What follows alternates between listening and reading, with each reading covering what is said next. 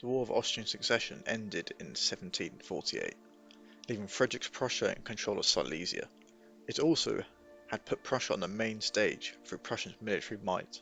Over the next 8 years, Maria Theresa, Frederick's most steadfast enemy, cunningly set out to create a coalition against Frederick, and by 1756 had France and Russia on her side, leaving Frederick isolated and surrounded in Europe against the three greatest land powers on the continent.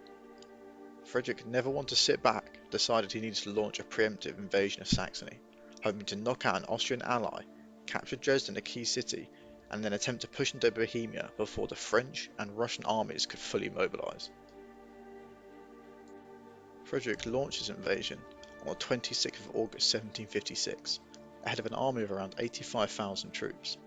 The tiny Saxon army had no chance to stop him, and dispatched around 6,000 troops to join Browne's Austrian army to the south, while the other 10,000 garrisoned Dresden, in hopes of delaying the Prussians long enough for the Austrians to relieve them. Frederick left Prince Henry with around 45,000 troops to besiege the Saxon capital, which to Henry's surprise surrendered with only 2 weeks of being besieged.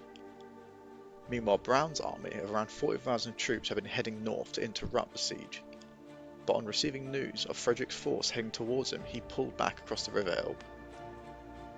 Frederick followed with his army of around 35,000 men.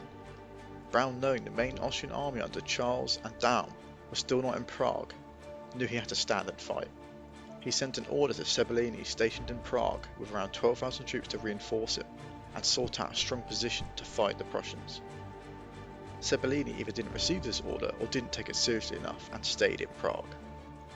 Frederick engaged Browne on the 7th of October for the first major battle of the 7 Years' War, around the town of Schlamm.